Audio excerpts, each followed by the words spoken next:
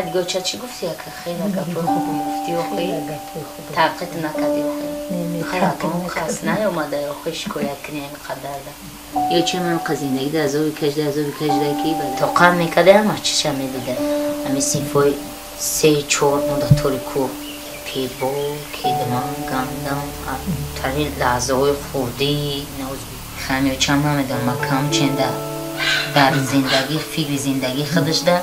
صورت گرفتن من فراموش کردی ها من صورت نگرفت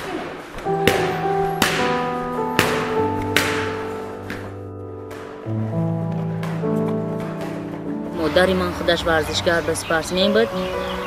از بین فرزندان خیلی که من همین نمود را همچون کسب مادر انتخاب کردم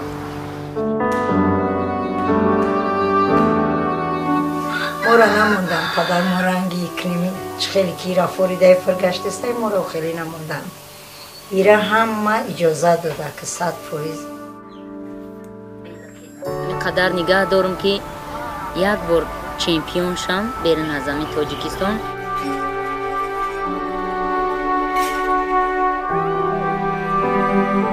از خوردی در بین پسرها به دنیا اومدم برای من آزاد بین پسرها گشتن صنف 4 بودم طلبه مکتب خوان بودم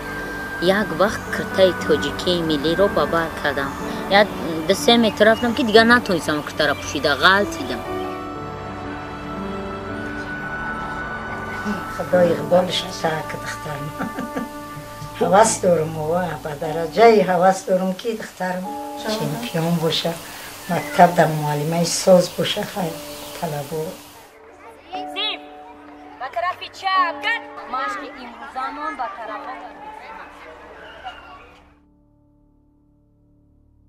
هفت سال من کاراته تمرین کردم بعدا 1 سال دیگر میشد که از نمودی بوکس تمرین کردم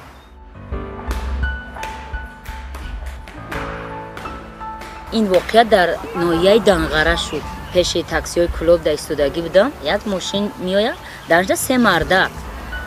اما مرده که پیش بودگی فریاد کرد برچکه گفت گشت نگاه کردم ممکنه گفت خطانده گفتم که هر جا باشه ابله مرا خیال پسر کگیه ای باید که مرا به قپا بره خدمت من گفتم من در 26 سال زندگی که کردستم گفتم نه میبینیم که ابله و زن حقیقت کوچه می قپا و خدمت میبره چخیر خواهر جان گفت عذری بسیار بخششی بسیار من یگان گپ زیادی زده باشم اگر از شما بسیار خواهش میکنم که التماس همین گپ در یگان جا نگین شوق زیاد دارم که رام خدمت کنم من چند بار یک بار دیگه مکتوب کردم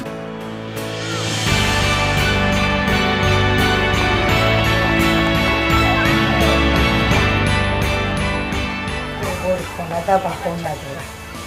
100% کوری مردکیشتم کوری عورتیدم همش در سوزم ای بچه یک بار چمپیون جهان شم و بعدا هر یک دختر آرزو و هوس دارد که خانه‌دار شود این بسر هر یک زن تاجیک قرض است انشالله که من همین چمپیون شدم خدا خواهد نصیب باشه باز هم خانه‌دار نشیدنی هستم